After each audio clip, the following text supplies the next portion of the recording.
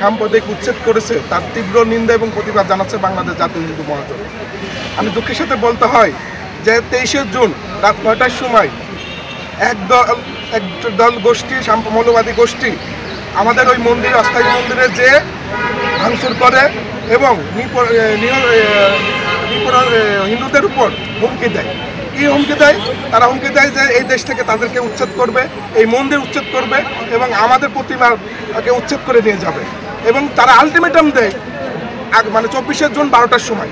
এটা যখন আমরা শুনছি, পরবর্তীতে ওই দিন রাতেই আমরা ওখানে ঘটনাস্থলে যাই, প্রশাসনের সাথে কথা বলি, ওসি মহোদয়ের সাথে কথা বলে আমরা ওখানে পাহারা দিয়ে মন্দিরটাকে টিকিয়ে রাখি। পরবর্তী দিন বাংলাদেশ রেলওয়ে থেকে অফিসার এসে সেটা উচ্ছেদ করতে চায়। তখন আমরা তাদের সাথে কথা বলি, আমরা বলি যে আপনি উচ্ছেদ করবেন, সমস্যা নাই, উচ্ছেদ করেন, যেহেতু রেলের জায়গা আপনারা করতে পারেন, কিন্তু একটি শুধুমাত্র মন্দির কেন উচ্ছেদ করবেন?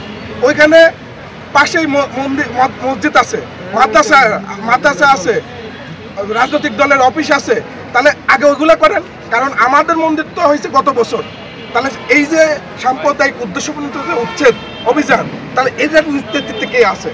বাংলাদেশের এখন প্রশাসন থেকে শুরু করে বিভিন্ন যে সরকারি প্রতিষ্ঠান আছে, রেলওয়ের, আমরা তো দেখতেছি এখন বাংলাদেশের রন্ধে রন্ধে সাম্প্রদায়িকতা ঢুকে গেছে। আর শুধু এটা এক বছরে না, এটা গত 54 বছর, স্বাধীনতা 54 বছর ধরে এটা চাষাবাদ করছে বিভিন্ন রাজনৈতিক দল।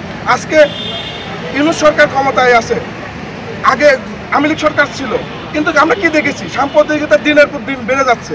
তার মানে কি? তার মানে এই সাম্প্রদায়িক উস্কানি এবং তাদেরকে প্রশ্রয় দিয়ে, যেমন একটি গাছ লাগানোর পর যত্ন করে যেরকম ফল গাছ ফলে পরিণত হয় এবং গাছটা ফল দেয়, ঠিক বাংলাদেশের স্বাধীনতার পর আমরা দেখতেছি 71 সালে যুদ্ধ করছে কিসের জন্য? অসাম্প্রদায়িক বাংলাদেশের জন্য।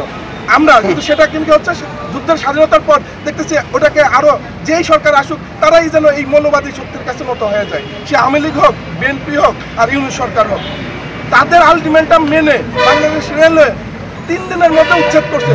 তাহলে কি এটা কি মৌলবাদীর কাছে কি সরকারের আত্মসমর্পণ নাই? তাহলে কি আমরা কি বলতে পারি না এই ইউনূস সরকার সাম্প্রদায়িক? আমি আপনাদের কাছে প্রশ্ন রাখতে চাই, তাদের আলটিমেটামে যদি উচ্ছেদ হয় তাহলে সেটাই বলতেছে। সাম্প্রদায়িক উচ্ছেদের নিন্দা শুধু বাংলাদেশ না, সারা বিশ্ব করতেছে। আমি তাই বাংলাদেশে দেখবেন লালমনিরহাটে পিতা পুত্রকে ধর্মমতার অজুহাত দিয়ে তাকে মানে একটা বদ্ধ 70 বয়স্ক, আমরা সিটিজেন বলি, সেই মানুষটাকে কিভাবে জনসম্মুখে মারধর করেছে না।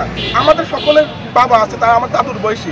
আপনাদের বাবার কাছে যদি এরকম করে আপনাদের কেমন লাগবে? এই মব সৃষ্টি করে হাজার হাজার হিন্দু শিক্ষার্থী হিন্দুদেরকে মিথ্যা অভিযোগ দিয়ে বিনা অপরাধে জেলে পড়েছে। এই দারবারকে তাদের জীবনটা নষ্ট হয়েছে, তাদের বাড়ি লুটপাট হয়েছে, তারা নিরাপত্তা হুমকিতে আছে, খুন হয়েছে। তাহলে এই সরকার এই 11 মাসে একটা বিচার করেনি বা একটা শাস্তি দেয়নি, তাহলে সেও বাহবা মানে এটাকে প্রশ্রয় দিচ্ছে। আর এই প্রশ্রয়ের কারণে এই বাংলাদেশ, অসাম্প্রদায়িক বাংলাদেশ আস্তে আস্তে সাম্প্রদায়িক চলে যাচ্ছে। আমরা কি ইরাক, ইরান, আফগানিস্তানের আমরা কি পরিণত হব? আমরা কি আমাদের সুশীল সমাজকে আমি প্রশ্ন করতে চাই, আমি সাংবাদিক বন্ধুদেরকে প্রশ্ন করতে চাই, প্রশাসনকে করতে চাই, আপনারা হিন্দুদের নির্যাতনে নীরব কেন? আমাদের নিউজগুলো অনেক মূল ধারার যে মিডিয়া আছে সেখানে প্রকাশিত হয় না। আমরা পেজ তাদের কোনো প্রতিবেদন আসে না বা পোস্ট করে না। আমি জানি না আমার এই বক্তব্য আজকের এই আমাদের মানববন্ধন কয়টা মেন সারির নিউজ চ্যানেল করব। তবে যারা আছেন, ইউটিউবে নতুন সাংবাদিক ভাইয়েরা আছেন, তারা আমাদেরকে অনেক হেল্প করে। যা মধ্যম সারির যারা নিউজ চ্যানেল আছে বা সংবাদপত্র আছে, তারা বা সরকারি চাকরিটা করে না, তারা কিন্তু আমাদের নিউজগুলো করে, কিন্তু মূলধারার যা নিউজ করে না। কারণ আপনারা হচ্ছে সমাজের দর্পণ, আপনাদের মাধ্যমে এই বাংলাদেশের আমাদের বিনির্মাণ হবে। আরেকটা জিনিস আমি বলতে চাই, লালমনিরহাটে যে ওসি মহোদয়, উনি একজন প্রশাসনের কর্মকর্তা হয়ে, উনি একজন আইন শৃঙ্খলা বাহিনী ওই এরিয়ার দায়িত্ব হয়ে কীভাবে সে বক্তব্য দেয়, সাম্প্রদায়িক বক্তব্য। আপনারা অলরেডি সে বক্তব্য দেখছেন এবং তার বক্তব্যকে আবার সমর্থন করে এসপি মহোদয় এবং অন্য এরা সমর্থন করে তাকে বহাল রাখছে। তাহলে এটা কিসের ইঙ্গিত? আমরা গত কয়েকটি ঘটনা গত বছর দেখছি যে ধর্মবর্ণ অযোধ্যায় পরে আদালত তার ওই ফেক আইডি বা প্রমাণ করতে পারে না।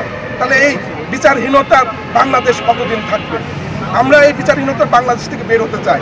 আর ইউনূস সরকারকে আমরা বলতে চাই, আপনারা যদি সরকার না চালাতে পারেন আপনারা আত্মসমর্পণ করে পদত্যাগ করে চলে যান।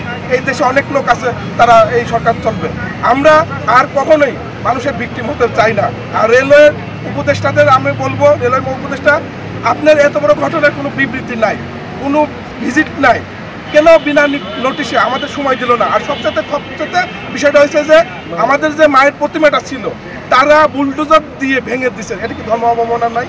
তাহলে যে কর্মকর্তার নির্দেশ এটা হয়েছে, তারা তো মন্দিরের তিনটা অস্থায়ী, তিনটা ভেঙে দিত, কইতো যে আপনাদের 1 ঘন্টা সময় দিচ্ছি আপনার প্রতিমা বিসর্জন, বা 1 দিন সময় দিচ্ছি আপনারা প্রতিমাটা সসম্মানে বিসর্জন দিয়ে।